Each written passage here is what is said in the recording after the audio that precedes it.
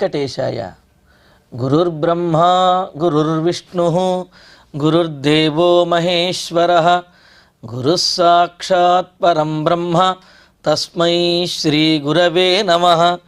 జటిలం చీరవసనం దండకారణ్యవాసినం మునివేషధరం ధ్యాయేత్ అరణ్యే కాండ ఉత్తమే. శ్రీరామచంద్ర పరబ్రహ్మణే నమః. అథ శ్రీమద్ రామాయణే ఆదికావ్యే అరణ్యకాండే ఏకవింశः సర్గः. అహమస్మి సముద్విగ్నా విషణ్ణా చ నిశాచరా శరణం త్వాం పునః ప్రాప్త సర్వతో భయదర్శిని.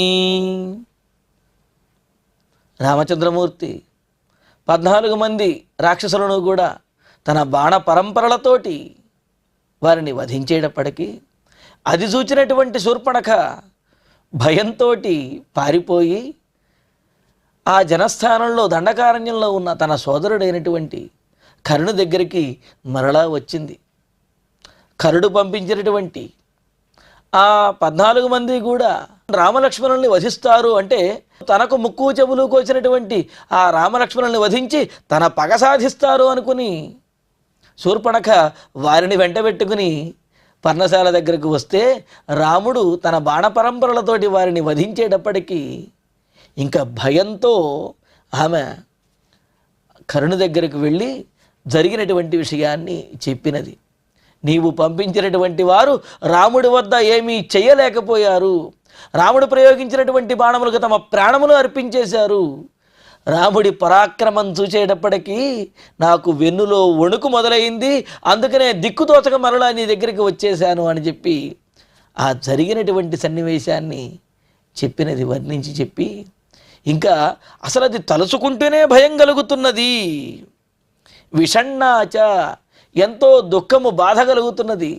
నా కన్నుల ముందే నాకు సంబంధించినటువంటి వారు ఆ విధంగా ప్రాణాలు పోయేటప్పటికీ విషాదం కలిగింది.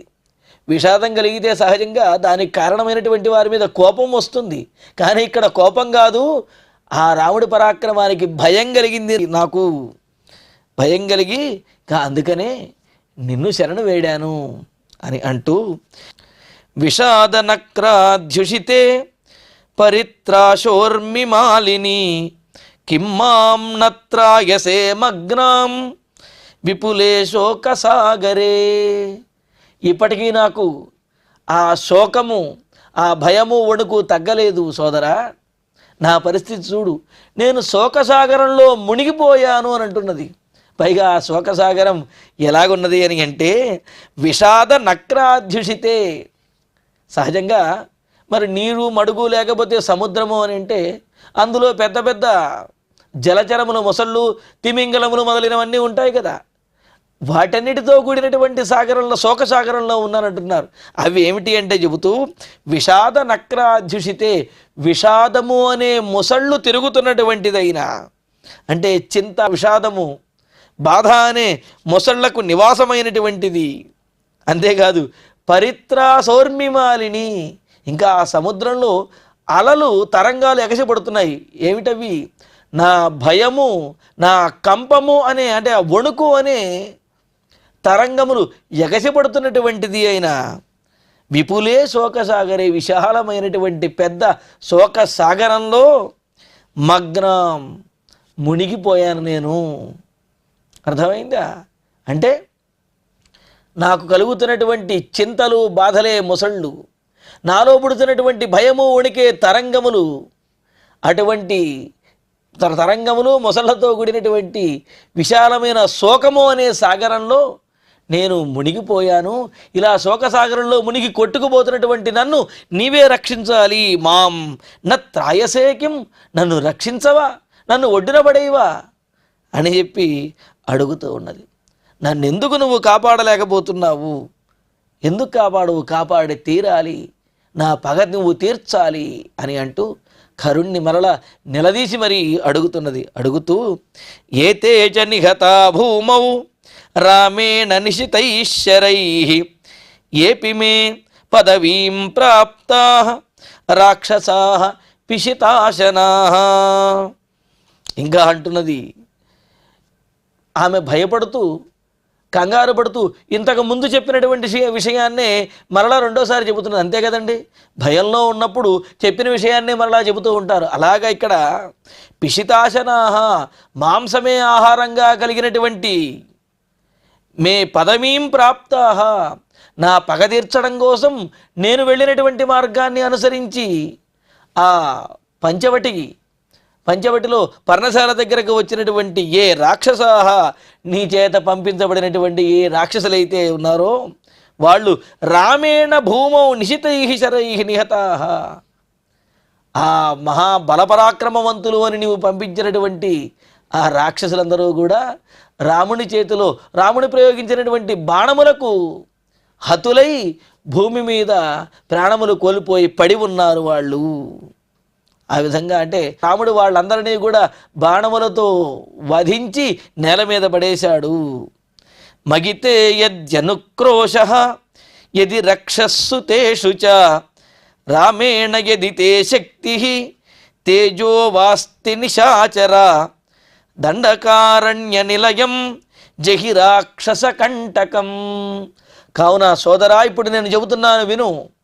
నీకు నా మీదే కనుక ప్రేమ ఉన్నట్లయితే, పోనీ నా మీద కాకపోయినా నీ పరివారమైనటువంటి వారు నీవెవరినైతే పంపించావో వారి మీద నీకు కనుక అభిమానం కనుక ఉన్నట్లయితే, నిశాచర రాక్షసుడు అయినటువంటి అన్నా ఓ ఖరా, తే మయి అనుక్రోశ ఇది స్యాత్, నా మీద జాలి ఉన్నట్లయితే, తేషు రక్షస్సు అనుక్రోశ ఇది, నీవు పంపించి నీకోసం ప్రాణములు కోల్పోయినటువంటి ఆ 14 మంది రాక్షసుల మీద, వారి పరివారం మీద నీకు గనక దయా జాలి అభిమానం గనక ఉన్నట్లయితే, ఇంతేకాదు తే రామేణ తుల్య శక్తి, నీకు రాముడితో సమానమైనటువంటి శక్తి కనుక ఉన్నట్లయితే, నీకు సామర్థ్యం ఉంటే, నీకు చేతనైతే, చూడండి ఎలా రెచ్చగొడుతోందో కరుణ్ణి, నీకు కనుక అంత శక్తి కనుక ఉన్నట్లయితే, అస్తి యది, ఆ ప్రభావము ప్రతాపము శక్తి చేవ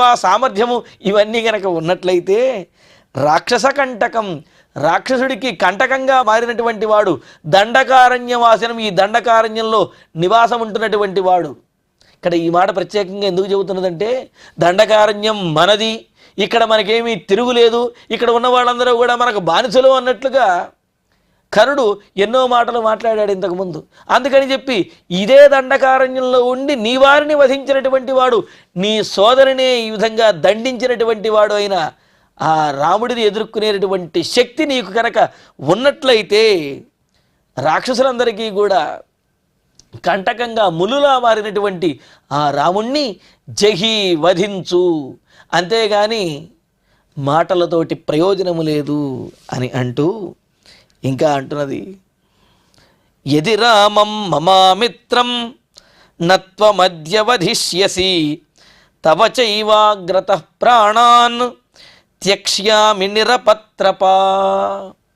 నీవు గనక నేను చెప్పినట్లుగా ఆ రాముణ్ణి గనక వధించకపోతే నేనేం చేస్తానో తెలుసా అంటూ, త్వమద్య మమ అమిత్రం రామం న వధిష్యసి యది, నాకు శత్రువైనటువంటి వాడు, నన్ను అవమానించినటువంటి వాడైన రాముణ్ణి గనక వధించకపోతే, స్త్రీకి అవమానం అనేది ఒక పట్టాన మర్చిపోలేదు. ఆ అవమానాన్ని మరలా మరలా మరలా తలుచుకుంటూ ఆ అవమానానికి ఎలాగైనా సరే ప్రతీకారం చేయాలి అనే ఆలోచన చేస్తుంది తప్ప, అందులో సాధ్యాసాధ్యాలు ఏమిటి, తద్వారా కలిగినటువంటి పరిణామాలు ఏమిటి అనే ఆలోచన స్త్రీకి ఉండవు. తనకు అవమానం జరిగింది కావున దానికి ప్రతీకారం తీర్చుకోవాలి అనే ఆలోచన మాత్రమే ఉంటుంది. అలాగ ఇక్కడ చూడండి, ఆ శూర్పణఖ తనకు అవమానం కలిగింది కావున తాను ప్రతీకారం చేయాలి అనే ఆలోచనే చేస్తూ ఉన్నది. చేస్తూ నీవు కనుక ఆ విధంగా ఆ రాక్షసుని కనుక వధించకపోయినట్లయితే, అప్పుడు అద్య ఈరోజే నేను లజ్జ సిగ్గుతోటంటే ముక్కు చెవులు కోసి నన్ను అవమానించిన, నన్ను బాధపెట్టిన, నాకు బలవంతులైనటువంటి సోదరులు ఉన్నా సరే నేనేమీ చెయ్యలేకపోయాననే సిగ్గుతోటి నేను తల వంచుకొని సగం చచ్చినటువంటి దానినై తవ అగ్రతః ప్రాణాన్ త్యక్ష్యామి, నీ ముందే ఇక మిగిలినటువంటి ప్రాణాలు కూడా విడిచిపెట్టేస్తాను. కావున నువ్వు గనక ఆ రాముణ్ణి వధించకపోతే నీ ముందే నా ప్రాణాలు విడిచిపెట్టేస్తాను. ఇంకా అంతకంటే వేరే మార్గం నాకు కనిపించడం లేదు, ఎందుకంటే సిగ్గుతో ఇప్పటికే చచ్చిపోతున్నాను అని శూర్పణఖ కరుణతోటి అంటూ ఉన్నది. అయితే ఈ శ్లోకంలో మరొక విశేషార్థం కూడా ఉన్నది. ఎన్నిసార్లు అంటే ఒకసారి తన ముక్కు చెవులు కోసినప్పటికీ, రెండవసారి తన పరివారమును వధించినప్పటికీ కూడా ఆ శూర్పణఖలో ఆ కామం అనేది ఇంకా తీరలేదుట, ఆ కామబుద్ధి అనేది ఇంకా పోలేదుట. అందుకనే ఇక్కడ ఈ శ్లోకం మరో విశేషార్థాన్ని చెబుతూ రాముడిని చంపవద్దు అనే అర్థం ఇదే శ్లోకంలో వచ్చే విధంగా ఉన్నదన్నమాట. అసలు మామూలుగా చూసినట్లయితే రాముడిని చంపకపోయినట్లయితే నేను ప్రాణాలు విడిచిపెడతాను అనేది సాధారణంగా ఉన్నటువంటి అర్థం. కానీ ఆమె మాటల్లో, ఆమె ఆంతర్యంలో మరో అర్థం కూడా ఇక్కడ గోచరిస్తూ ఉన్నది. ఏమిటి అంటే, నిశాచర రామేణ తుల్యాశక్తి వా తేజహవా తే అస్తి యది. రామునితో సమానమైనటువంటి శక్తి, ఆ పరాక్రమము, తేజస్సు నీలో ఉన్నాయి. అయినప్పటికీ కూడా తథాపి దండకారణ్య నిలయం రామం, దండకారణ్యంలో వచ్చి మన ప్రదేశానికి వచ్చి నివాసం ఉంటున్నటువంటి రాముడిని త్వం నజహి, నువ్వు రాముణ్ణి చంపవద్దు, ఎందుకంటే రాముణ్ణి నేను కామించాను, ప్రేమించాను అని చెప్పి అంటున్నదన్నమాట. అంటూ ఒకవేళ కనుక నువ్వు రాముణ్ణి కనుక చంపినట్లయితే తవ అగ్రత నిరపత్రప ప్రాణాంత్యక్ష్యామి, నీ కన్నుల ముందే సిగ్గు లేకుండా, అంటే ఏమిటి, పరాయి మగాడి కోసం ఏమిటి పని అని అందరూ అనుకుంటారేమోనే అనే ఆలోచన కూడా నాకు లేదు. నువ్వు రాముడిని కనుక వధించినట్లయితే నీ కన్నుల ముందే సిగ్గు లేకుండా నేను ప్రాణాలు విడిచిపెట్టేస్తాను, ఎందుకు అంటే రాముడిని నేను ఇష్టపడుతున్నాను అని చెప్పి ఆమె చెప్పినటువంటి మాటల్లో ఉన్న ఆంతర్యం ఈ విధంగా కూడా ఉంది అని చెప్పి మనకు తత్వదీపికాకారులు ఈ విశేషాన్ని కూడా తెలియజేశారు. ఈ విధంగా శూర్పణఖ రాముడు వల్ల తమవారు మరణించినటువంటి విషయాన్ని, తమకు జరిగినటువంటి అవమానాన్ని తలుచుకుని బాధపడుతూ, నీవేమీ చెయ్యలేనటువంటి స్థితిలో ఉన్నావు, అసలు రాముడిని ఎదుర్కొనేటువంటి శక్తి నీకు ఉన్నదా అని కరుణ్ణి రెచ్చగొడుతూ ఉన్నదన్నమాట. చూడండి, తమ పగ తీర్చుకోవటం కోసం ఎంతమంది చచ్చినప్పటికీ కూడా పట్టించుకోకుండా తమ పగ తీరలేదు అనే బాధ ఈ విధంగా క్రూరమైనటువంటి వారిలో ఉంటుందన్నమాట. అంటే ఒకవేళ అవమానం కలిగింది అని చెప్పి బాధపడినప్పటికీ తన అవమానం కారణంగా, లేకపోతే తాను ఈ విధంగా చెప్పడం కారణంగా వారు 14 మంది మరణించారే, వధించబడ్డారే, కావున జరిగిందేదో జరిగిపోయింది, ఇంకా ఊరుకుందామనే ఆలోచన కాకుండా, ఇప్పుడు ఇంతమంది చనిపోయినా ఇకపైన ఎంతమంది చచ్చినప్పటికీ కూడా నాకు జరిగినటువంటి అవమానానికి ప్రతీకారం తీర్చవలసినదే అని చెప్పి తన కామాన్ని విడవటం లేదు, తన పగను కూడా విడిచిపెట్టకుండా కరుణ్ణి ఈ విధంగా రెచ్చగొడుతూ ఉన్నది. బుద్ధ్యాహమను పశ్యామి నత్వం రామస్య సంయుగే స్థాతుం ప్రతి ముఖే శక్తః సబలశ్చ మహాత్మనః. నీకు శక్తి కనుక ఉంటే రాముణ్ణి వధించు అని చెప్పి ఇప్పుడు మరో మాటతోటి, అంటే ఇంకాస్త రెచ్చగొట్టే మాటలతోటి, కరుణ్ణి అవమానించే మాటలతోటి మరో రకంగా రెచ్చగొడుతూ ఉన్నదన్నమాట. సరేలే, ఆలోచిస్తే నాకు అర్థమవుతున్నది. త్వం నీవు సబలశ్చ, నువ్వు ఒక్కడవే కాదు, నీ సైన్యమంతటితో కలిసి రాముడికి ఎదురు వెళ్ళినప్పటికీ కూడా సంయుగే, యుద్ధంలో మహాత్మనః రామస్య, గొప్ప పరాక్రమవంతుడు, గొప్ప బుద్ధిమంతుడు అయినటువంటి రాముని యొక్క ప్రతిముఖే, ఎదురుగా కనీసం స్థాతుం నశక్తః, ఎదురుగా నిలబడే ధైర్యం కూడా నీకు లేదు. చూడండి, తన ముందే తన శత్రువుని ఈ విధంగా కీర్తిస్తూ ఉంటే కరుణికి ఎంత కోపం కలుగుతుంది. పైగా తన సోదరుని అవమానించినటువంటి వారిని ఆమె ఈ విధంగా అతడు గొప్పవాడు, నువ్వు చేతకాని వాడివి అన్నట్లుగా మాట్లాడుతుంటే కరుణికి ఎంత పౌరుషం కలుగుతుంది. ఆ పౌరుషాన్ని రేకెత్తించడం కోసమే ఈ విధంగా మాట్లాడుతున్నదన్నమాట. నువ్వు నీ సైన్యము అందరూ కలిసి ఎదురు వెళ్ళినప్పటికీ యుద్ధంలో రాముడు ముందు కనీసం నుంచోలేరు, మీరు అసమర్థులు అని అంటూ శూరమాని నశూరస్త్వం మిథ్యారోపిత విక్రమ మానుషౌ యో నశక్నోషి హంతుం తౌ రామలక్ష్మణౌ. ఖరా సోదరా, యహ నువ్వు మానుషౌ తౌ రామలక్ష్మణౌ, మనుషులైనటువంటి మానవులైనటువంటి ఆ రామలక్ష్మణుల్ని వధించలేకపోతున్నావు, కనీసం దండించలేకపోతున్నావు అని అంటే, హంతుం నశక్నోషి, వారిని దండించడానికి వధించడానికి నీకు శక్తి లేదు అని అంటే, త్వం సహ శూర న శూర, నువ్వు శూరుడివే, నువ్వు వీరుడివే, మానవులని ఇద్దరిని వధించలేనటువంటి వాడివి శూరుడు అని చెప్పుకుంటున్నావు కదా, సిగ్గుచేటు అని అంటూ ఇంకా అంటుంది, నువ్వు సూర్యుడివి కాదు శూరమాని. ఆత్మానం శూరం మన్యతే అంటే తనను తాను సూర్యుడిగా భావించుకునేవాడివే తప్ప నువ్వు సూర్యుడివి కాదు అని చెప్పి చెబుతున్నదన్నమాట. కావున ఇంకా ఎవరి దగ్గర కూడా నేను పరాక్రమం కలిగిన వాడిని శూరుణ్ణి అని చెప్పకు. ఎందుకంటే శూరుణ్ణి అని నువ్వు అనుకుంటున్నావు, కానీ ఆ శూరత్వం అనేది, ఆ పరాక్రమం వీరత్వం అనేది నీలో లేనే లేదు. అలా అనుకుంటున్నటువంటి బలహీనుడు నువ్వు. కావున బేరములంటే ఏమిటి? ప్రగల్భములు పలకటం ఇకపైనైనా ఆపేయి అని చెప్పి అంటూ ఇంకా అంటున్నది, రామేణ యది తే శక్తి తేజో వాస్తి నిశాచర దండకారణ్య నిలయం జహితం కులపాంసన. కులపాంసన మన వంశానికి చెడ్డ పేరు తెచ్చేటటువంటి వాడా, మన వంశంలో చెడబుట్టినటువంటి వాడా అని చెప్పి అంటున్నది. అంటే నీ సోదరునైనటువంటి నాకు ఎంత అవమానం జరిగినా, నా ముక్కు చెవులు కోసినా, అలా చేసినటువంటి వారిని కనీసం దండించలేనటువంటి అసమర్థుడివి, చేతకాని వాడివైనటువంటి నువ్వు మన వంశంలో పుట్టావు అంటే, ఈ రాక్షస జాతికి, ఈ వంశానికి కూడా మాయనటువంటి మచ్చ వంటి వాడివి, వంశంలో చెడబుట్టినటువంటి వాడివి. కులపాంసన, అవమానం, రాక్షస వంశానికే కులమునకే అవమానాన్ని కలిగించేవాడా, నిశాచర, రాక్షసుడు అయినటువంటి ఓ ఖరా. అంటే ఏమిటి? రాక్షసులు మానవులను వధించడం అనేది ఒక పెద్ద పనేమీ కాదు.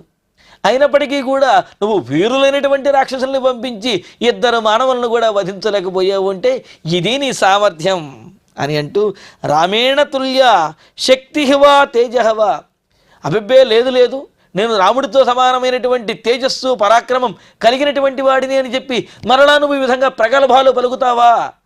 అలా ప్రగల్భాలు పలకవద్దు. ఒకవేళ నిజంగా గనక శక్తి తెగువ నీలో కనుక ఉన్నట్లయితే దండకారణ్య నిలయం తం జహి, దండకారణ్యంలో అంటే నీకు సంబంధించినటువంటి ఈ అడవిలోనే ఉన్నటువంటి ఆ రాముడిని వధించు.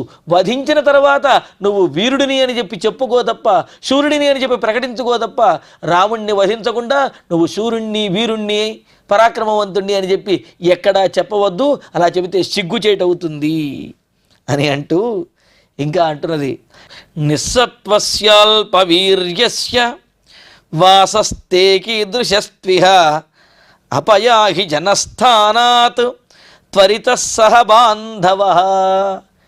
ఇంకా దారుణంగా అవమానకరంగా అంటున్నది. ఏమని? నిస్సత్వ, నీవు బలం లేనటువంటి వాడివి, చేవలేనటువంటి వాడివి, నిర్బలుడివి.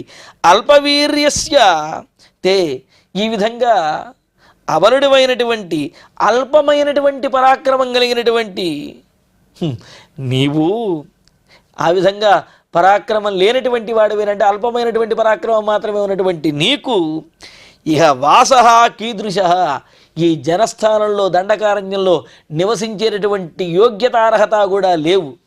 నీవే అంటావు కదా, ఈ దండకారణ్యంలో మనందరము కూడా పరాక్రమవంతులము, మనల్ని చూస్తే అందరూ భయపడతారు అని చెప్పి. అలా ఎవరు భయపడనప్పుడు ఇక్కడ ఉండేటటువంటి యోగ్యత అర్హత కూడా నీకు లేవు. కావున ఇక్కడి నుంచి ఎక్కడికైనా పారిపో అని అంటూ, తే ఇహ వాసః కీదృశ, ఈ అడవిలో నివసించేటటువంటి యోగ్యత నీకెక్కడిది, నువ్వు ఇక్కడ ఉండడానికి అర్హుడవు కాదు అని అంటూ, సహబాంధవ, కాబట్టి నీ పరివారం ఎవరైతే ఉన్నారో, నిన్ను వీరుడిగా భావించుకుంటున్నావు, నీ పరివారం కూడా వీరులు అంటున్నావు, కానీ నువ్వు కానీ నీ పరివారం కానీ వీరులు శూరులు కానే కాదు. కావున నీ పరివారంతో పాటుగా త్వరిత, వెంటనే, జనస్థానాత్ అపయాహి, ఈ జనస్థానం నుండి నీవు ఇక్కడ నుండి త్వరగా ఈ దండకారణ్యం నుండి వెళ్ళిపో, నువ్వు ఇక్కడ ఉండవద్దు. ఎందుకంటే ఇక్కడ ఉండేటటువంటి ధైర్యము కానీ, శక్తి కానీ, సామర్థ్యం కానీ నీకు లేవు. కావున నువ్వు నీ పరివారంతో ఇక్కడి నుంచి వెళ్ళిపో అని అంటూ, రామతేజోభిభూతో హి త్వం క్షిప్రం వినశిష్యసి. ఎందుకు వెళ్ళమని చెబుతున్నాను అంటే, నువ్వు పంపించినటువంటి రాక్షస వీరులు ఏ విధంగా అయితే హతులయ్యారో, ఒకవేళ రాముడు కనుక ఇక్కడికి వచ్చినట్లయితే నువ్వు కూడా రాముడి చేతిలో చస్తావు. కావున నీ ప్రాణములు కాపాడుకోవాలి అనుకుంటే ఇక్కడి నుంచి వెళ్ళిపో. ఇక్కడ ఉండేటువంటి సామర్థ్యం, శక్తి నీకు లేవు. ఎందుకంటే సహితేజ సమాయుక్త రామో దశరథాత్మజ భ్రాతా చాస్య మహావీర్య ఏన చాస్మి విరూపిత. ఎందుకని ముందుగానే నిన్ను హెచ్చరిస్తున్నాను అంటే, రాముడి యొక్క పరాక్రమాన్ని కన్నులారా చూచినటువంటి దానిని నేను. నన్ను చూచినప్పుడు కనీసం రాముడికి భయం కానీ ఏమీ కలగలేదు. కోపం వచ్చింది, తమ్ముడితో చెప్పాడు, వెంటనే ముక్కు చెవులు కోసి పంపించాడు. ఆ రాక్షసులు ఉన్నప్పుడు కూడా రాముడిలో భయం అనేది కనిపించలేదు. పైగా ఇద్దరు ఉంటే ఇద్దరిలో ఒకరిని ఆ పర్ణశాలలోనే ఉంచి తానొక్కడే వచ్చి ఒంటరిగా ఇంతమందిని చాలా ధైర్యంగా ఎదుర్కొన్నాడు. ఆయన చేసినటువంటి హుంకారానికే వీళ్ళందరికీ కూడా చెమటలు పట్టాయి. ఆయన ప్రయోగించినటువంటి బాణములకు తమ ప్రాణములనే అర్పించారు నువ్వు పంపినటువంటి వీరులందరూ. కావున అదే రాముడు ఇక్కడికి కూడా వచ్చాడు అంటే నీవు నిలబడలేవు, నీ పరివారం ఎవరు కూడా బ్రతకరు. కావున ఇక్కడి నుంచి నువ్వు వెళ్ళిపో అంటూ, ఎందుకంటే నీవు రాముని యొక్క తేజస్సు ముందు నీ తేజస్సు తుచ్చమైనటువంటిది. క్షిప్రం వినశ్యసి, వెంటనే రాముడి చేతిలో నువ్వు వధించబడతావు, నశిస్తావు. దశరథాత్మజ సహా రామ, దశరథ రాజకుమారుడైనటువంటి ఆ రాముడు, ఏ రాముడు, నా కన్నుల ముందే ఒక్క ఉదటున 14 మందిని వధించినటువంటి ఆ రాముడు తేజస్సమాయుక్త, మిక్కిలి పరాక్రమం కలిగినటువంటి వాడు, గొప్ప పరాక్రమవంతుడు. ఏన విరూపితాచాస్మి, ఎవరి చేతైతే నేను ఈ విధంగా ముక్కు చెవులు కొయ్యబడ్డానో ఆ లక్ష్మణుడు కూడా సామాన్యుడేమీ కాదు, మహావీర్య. ఆ రాముని సోదరుడైనటువంటి లక్ష్మణుడు కూడా గొప్ప పరాక్రమవంతుడు. కావున రాముడు ఒక్కడు వస్తేనే నీవు నీ పరివారం నిలబడలేరు. అందులో ఆ పక్కన ఉన్నటువంటి లక్ష్మణుడు మరింత ప్రమాదకారి, అతను కూడా గొప్ప వీరుడు. కావున వారిరువురు ముందు నీవు నిలబడలేవు. కావున వారు వచ్చేలోపే ఇక్కడ నుంచి నీవు పారిపో అని చెప్పి ఆ రామలక్ష్మణుల్ని పొగుడుతూ, కరుణ యొక్క సామర్థ్యాన్ని నిందిస్తూ ఈ విధంగా అవమానకరంగా కరుణతోటి శూర్పణఖ మాట్లాడుతున్నది. ఏవం విలప్య బహుశః రాక్షసీ వితతోదరీ కరాభ్యాముదరం హత్వా రురోద భృశ దుఃఖిత.